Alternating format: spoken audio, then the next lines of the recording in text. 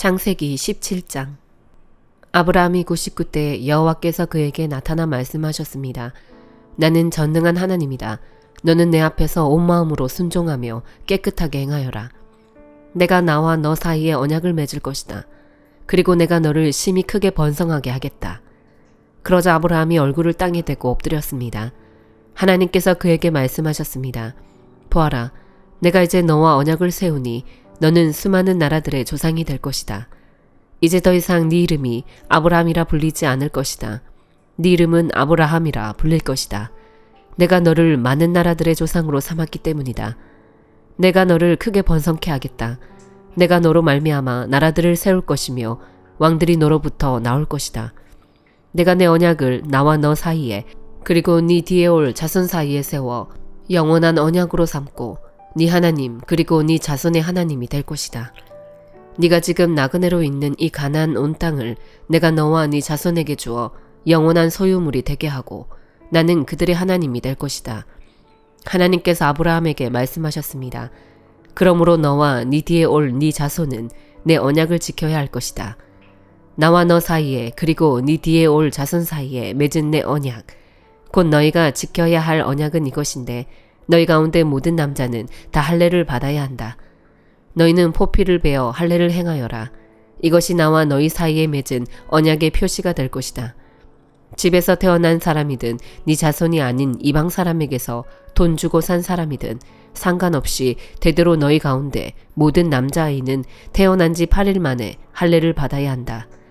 네 집에서 태어난 사람이든 돈 주고 산 사람이든 다 할례를 받아야 한다. 그렇게 해야 내 언약이 너희 몸에 영원한 언약으로 세워질 것이다. 할례 받지 않은 남자 곧 그 몸에 포피를 베지 않은 남자는 내 언약을 어긴 것이기 때문에 그 백성들 가운데서 끊어질 것이다. 하나님께서 다시 아브라함에게 말씀하셨습니다. 이제 네 아내 사레에 대해 말한다. 이제는 그녀를 사레라 부르지 마라. 그녀의 이름은 사라가 될 것이다. 내가 그녀에게 복을 주어 반드시 그녀를 통해서 네 아들을 낳아주게 하겠다. 또한 내가 그녀에게 복을 주어 많은 나라들의 어머니가 되게 해 나라의 왕들이 그녀에게서 나오게 하겠다. 아브라함은 얼굴을 땅에 대고 엎드린 채 웃으며 속으로 말했습니다. 100살이나 먹은 사람이 과연 아들을 낳을까? 사라가 90살인데 아이를 가질 수 있을까? 아브라함은 하나님께 말했습니다. 이스마엘이나 하나님 앞에서 복을 누리며 살기를 바랍니다. 그러자 하나님께서 말씀하셨습니다. 아니다. 네 아내 사라가 네 아들을 낳을 것이고 너는 그 이름을 이삭이라고 할 것이다. 내가 그와 내 언약을 세우고 그 뒤에 올 자손을 위해 영원한 언약을 세울 것이다. 그리고 이스마엘에 관해서는 내가 네 말을 들었으니 내가 반드시 그에게 복을 주어 자식을 많이 낳게 하고 심히 크게 번성하게 하겠다. 그가 12명의 지도자를 낳을 것이며 내가 그에게 큰 나라를 이루게 하겠다. 그러나 내 언약은 내년 이맘때쯤 사라가 너에게 낳아줄 이삭과 세우겠다. 하나님께서 아브라함과 말씀하기를 마치셨습니다. 그리고 그를 떠나 올라가셨습니다. 아브라함은 그의 아들 이스마엘과 그의 집에서 태어난 사람이든지 돈 주고 산 사람이든지 그 집안의 모든 남자들을 데려다가 하나님께서 말씀하신 대로 바로 그날 할례를 베풀었습니다. 할례를 받을 때 아브라함의 나이는 99세였습니다. 그리고 할례를 받을 때 그의 아들 이스마엘의 나이는 13세였습니다. 바로 그날에 아브라함과 그의 아들 이스마엘이 할례를 받았습니다. 그리고 아브라함 집안의 모든 남자 곧 그 집에서 태어난 사람이든지 이방 사람에게서 돈으로 산 사람이든지 상관없이 다 그와 함께 할례를 받았습니다. 마태복음 16장. 바리새파 사람들과 사두개파 사람들이 예수께 와서 시험하기 위해 하늘에서 오는 표적을 보여달라고 요청했습니다. 예수께서 대답하셨습니다. 너희는 저녁에 하늘이 붉으면 내일은 날씨가 좋겠구나 하고 아침에 하늘이 붉고 흐리면 비가 오겠구나 하고 예측한다. 너희가 하늘의 징조는 분간할 줄 알면서 시대의 표적은 분간하지 못하느냐. 악하고 음란한 세대가 표적을 찾지만 요나의 표적 말고는 아무것도 받지 못할 것이다. 그리고 예수께서는 그들을 떠나가셨습니다. 제자들은 호수 건너편으로 갔는데 그들이 빵을 가져오는 것을 잊었습니다. 예수께서 말씀하셨습니다. 조심하라. 바리새파 사람들과 사두개파 사람들의 누룩을 주의하라. 그들은 자기들끼리 우리가 빵을 두고 와서 하시는 말씀인가 보다 하며 수군거렸습니다. 예수께서는 그들이 수군거리는 것을 알고 물으셨습니다. 너희 믿음이 적은 자들아, 왜 빵이 없는 것을 두고 말하느냐? 너희가 아직도 깨닫지 못하느냐? 빵 5개로 5,000명을 먹이고 몇 바구니나 모았는지 기억나지 않느냐? 빵 7개로 4,000명을 먹이고 몇 광줄이나 모았느냐? 내가 빵을 두고 말하는 것이 아님을 너희는 어찌 깨닫지 못하느냐? 바리새파 사람들과 사두개파 사람들의 누룩을 주의하라. 그때에야 그들은 빵의 누룩이 아니라 바리새파 사람들과 사두개파 사람들의 가르침에 대해 주의하라고 하시는 예수의 말씀을 알아차렸습니다. 예수께서 가이사랴 빌립보 지방에 이르러 제자들에게 물으셨습니다. 사람들이 인자를 누구라고 하느냐? 그들이 대답했습니다. 세례자 요한이라고도 하고 엘리야라고도 하고 예레미야나 예언자 중 한 분이라고 하는 사람도 있습니다.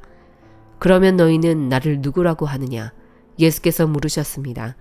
시몬 베드로가 대답했습니다. 주는 그리스도이시며 살아계신 하나님의 아들이십니다. 예수께서 대답하셨습니다.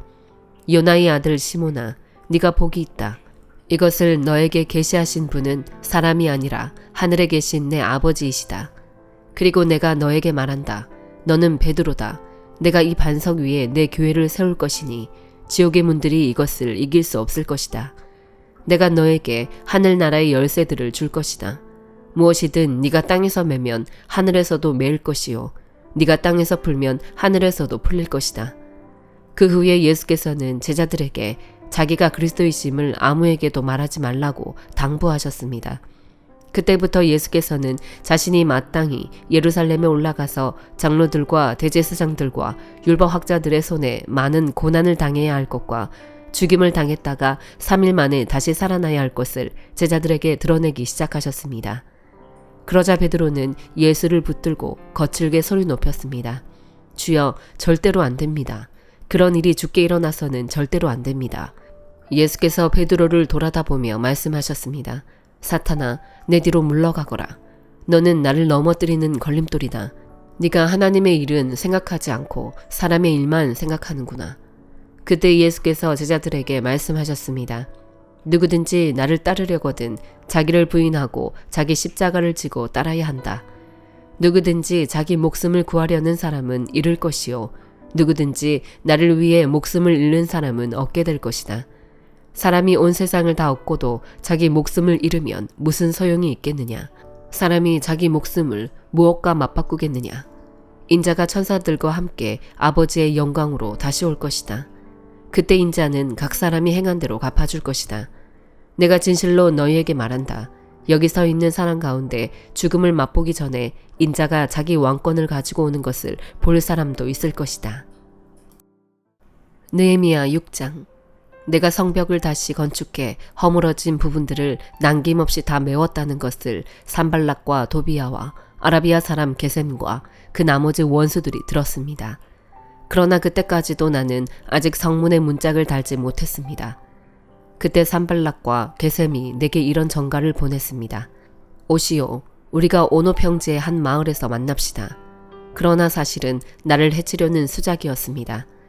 그래서 나는 그들에게 사람을 보내 다음과 같이 대답했습니다. 내가 큰 공사를 하고 있으므로 내려갈 수가 없소. 어떻게 내가 자리를 비워 일을 중지시키고 당신들에게 내려가겠소. 그들은 4번씩이나 똑같은 전가를 내게 보냈고 나 역시 매번 똑같이 대답했습니다.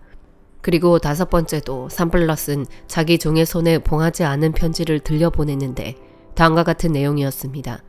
당신과 유다 사람들이 반역을 꾀하고 있고 그래서 성벽도 건축하는 것이라는 소문이 여러 나라에 돌고 있으며 게셈도 그 말이 맞다고 했소.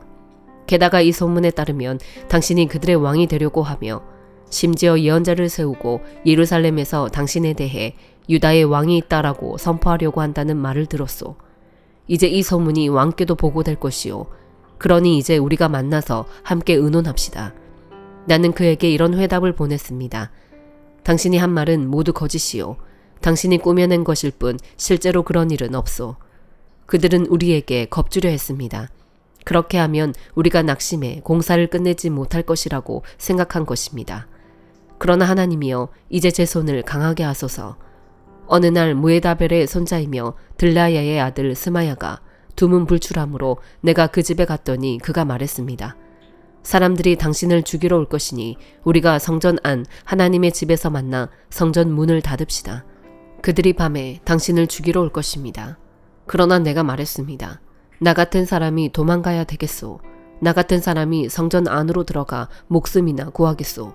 나는 가지 않겠소. 그 순간 나는 하나님이 그를 보내지 않았다는 것을 알았습니다. 도비아와 산발랏이 그를 매수해 그가 나에 대해 이런 예언을 했습니다.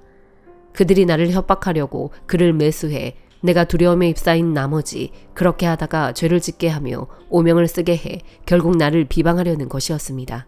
하나님이여, 도비아와 산발랏의 소행을 보시고 그들을 기억하소서. 또한 여예언자 노아랴와 저를 위협하려던 그 나머지 예언자들도 기억하소서. 이렇게 해 성벽 건축이 52일 만인 엘룰월 25일에 끝났습니다. 우리 원수들이 모두 이 소식을 듣고 주변 나라들이 보고 모두 두려워하고 절망감에 휩싸였습니다. 하나님께서 하신 일임을 그들도 알게 됐습니다. 또한 그즈음 유다의 귀족들은 도비야에게 여러 통의 편지를 보냈고 도비야의 답장도 계속 왔습니다. 도비야는 아라의 아들 스가냐의 사위였고 또 그 아들 여호하나는 베레갸의 아들 무슬람의 딸과 결혼한 사이였으므로 유다에는 그와 동맹한 사람들이 많았습니다. 그들은 계속해 그의 선한 행실을 내 앞에서 이야기했고 또 내 말을 그에게 전했습니다. 그래서 도비야는 나를 협박하기 위해 편지를 보냈습니다. 사도행전 16장. 바울은 더베에 갔다가 루스드라로 갔습니다. 그곳에는 디모데라는 제자가 살고 있었습니다. 그 어머니는 유대 사람으로서 믿는 사람이었지만 그 아버지는 그리스 사람이었습니다. 디모데는 루스드라와 이고니온의 형제들에게 칭찬받는 사람이었습니다. 바울은 전도 여행에 그를 데려가고 싶었습니다. 그래서 그 지역에 사는 유대 사람들 때문에 그에게 할 일을 주었습니다. 그것은 그의 아버지가 그리스 사람이라는 사실을 그들 모두가 알고 있었기 때문입니다. 그들은 여러 도시들을 다니며 예루살렘의 사도들과 장로들이 결정한 규정을 신자들에게 전하며 지키게 했습니다. 이렇게 해서 교회들은 믿음 안에서 더욱 굳건해지고 그 수가 날마다 늘어났습니다. 성령께서 아시아 지방에 말씀 전하는 것을 막으셨기 때문에 바울과 그 일행은 부르기아와 갈라디아 지방을 거쳐 무시아 지방 가까이 이르러 비두니아로 들어가려고 했습니다. 그러나 예수의 영이 허락하지 않으셨습니다. 그래서 그들은 무시아를 지나 드로아로 내려가게 됐습니다. 한밤중에 바울은 마케도니아 사람이 서서 마케도니아로 와서 우리를 도와주시오라고 간청하는 환상을 보았습니다. 바울이 이 환상을 본 후에 우리는 그들에게 복음을 전파하라고 하나님께서 부르셨다고 확신하고 즉시 마케도니아로 떠날 준비를 했습니다. 우리는 드로아에서 바다로 나와 배를 타고 사모드라게로 곧장 갔다가 이튿날 네아폴리로 갔습니다. 그곳에서 우리는 로마의 식민지로서 마케도니아 지방에서 첫째 가는 도시인 빌립보에 들어갔습니다. 우리는 그곳에서 며칠을 머물렀습니다. 안식일에 우리는 혹 기도할 곳을 찾을 수 있지 않을까 하는 기대감으로 성문 밖 강가로 나갔습니다. 우리는 그곳에 앉아서 거기 모여있던 여인들에게 말씀을 전했습니다. 말씀을 듣던 사람들 가운데 루디아라는 여인이 있었습니다. 그 여인은 두아디라 도시에서 온 자주색 옷감 장수로서 하나님을 경외하는 사람이었습니다. 주께서 그 마음을 열어 바울의 말에 귀 기울이게 하셨습니다. 루디아는 그 집안 식구들과 함께 세례를 받고 저를 참된 신자로 여기신다면 제 집에 오셔서 머물러 주십시오 하고 간청하면서 우리를 자기 집으로 데리고 갔습니다. 어느 날 우리가 기도하는 곳으로 가다가 귀신 들린 한 여종을 만나게 됐습니다. 그 아이는 점을 쳐서 자기 주인들에게 아주 많은 돈을 벌어주고 있었습니다. 이 아이는 바울과 우리를 따라와서 이 사람들은 지극히 높으신 하나님의 종들로 당신들에게 구원의 길을 전하고 있다라고 외쳤습니다. 이 아이가 며칠 동안이나 이렇게 계속하자 참다 못한 바울이 돌아서서 귀신에게 말했습니다. 예수 그리스도의 이름으로 내가 명한다. 그 아이에게서 당장 나오라. 바로 그 순간 귀신이 그 아이에게서 나갔습니다. 그 여종의 주인들은 자기들의 돈 벌 소망이 사라진 것을 알고 바울과 실라를 붙잡아 시장에 있는 관리들에게 끌고 갔습니다. 바울과 실라를 로마 관리들 앞에 데려다 놓고 말했습니다. 이 사람들은 유대 사람으로서 우리 도시에 소란을 일으켰습니다. 우리 로마 사람들이 받아들이거나 실천할 수 없는 풍습을 전하고 있습니다. 모여있던 사람들도 가세해 바울과 실라를 공격하자 로마 관리들은 그들의 옷을 벗기고 매질하라고 명령했습니다. 관리들은 그들을 심하게 때린 뒤 감옥에 던져놓고는 간수에게 그들을 단단히 지키라고 명령했습니다. 이런 명령을 받은 간수는 그들을 깊숙한 감방에 가두고 발에는 쇠고랑을 채워두었습니다. 한밤중쯤 됐을 때 바울과 실라가 기도하며 하나님께 찬송을 부르자 다른 죄수들이 귀 기울여 듣고 있었습니다. 그런데 갑자기 큰 지진이 일어나 감옥이 기반부터 흔들렸습니다. 곧바로 감옥 문이 모두 열리고 죄수들을 묶고 있던 쇠사슬도 다 풀렸습니다. 간수가 잠 깨어 일어나 감옥 문이 모두 열린 것을 보자 죄수들이 도망친 줄로 생각하고 칼을 뽑아 자살하려고 했습니다. 그때 바울이 큰 소리로 외쳤습니다. 당신 몸을 상하게 하지 마시오. 우리가 다 여기 있어. 간수는 등불을 달라고 하더니 불이 나게 달려들어와 부들부들 떨면서 바울과 실라 앞에 엎드렸습니다. 그러고는 그들을 밖으로 데리고 나오면서 물었습니다. 선생님들, 제가 구원받으려면 어떻게 해야 합니까? 그들이 대답했습니다. 주 예수를 믿으시오. 그러면 당신과 당신의 집안이 구원을 받을 것입니다. 그러고 나서 바울과 실라는 그와 그 집안 모든 사람들에게 주의 말씀을 전해 주었습니다. 그날 밤 그 시간에 간수는 그들을 데려다가 상처 부위를 씻어 주었습니다. 그러고는 당장 그와 그 온 가족이 세례를 받았습니다. 간수는 그들을 자기 집으로 데려가 음식을 대접했습니다. 그는 자신과 온 가족이 하나님을 믿게 된 것으로 인해 기쁨이 가득했습니다. 날이 밝자 로마 관리들이 부하들을 보내 간수에게 명령했습니다. 그 사람들을 풀어주라. 그러자 간수가 바울에게 저희 관리들이 당신과 실라를 풀어주라고 전가를 보냈으니 이제 나와 평안히 가십시오라고 말했습니다. 그러자 바울이 그 부하들에게 말했습니다. 우리가 로마 시민임에도 불구하고 저들이 재판도 없이 공개석상에서 우리를 때리고 감옥에 가두고는 이제 와서 우리를 몰래 내보내려 하시오. 그들이 직접 와서 우리를 데리고 나가라고 하시오. 부하들이 그대로 자기 관리들에게 보고했습니다. 그들은 바울과 실라가 로마 시민이라는 소리를 듣고 깜짝 놀랐습니다. 그들은 직접 감옥까지 와서 사정하며 바울과 실라를 정중히 모시고는 그 도시를 떠나달라고 요청했습니다. 바울과 실라는 감옥에서 나온 뒤 루디아의 집으로 가 형제들을 만나 위로해주고 그곳을 떠났습니다. 아멘.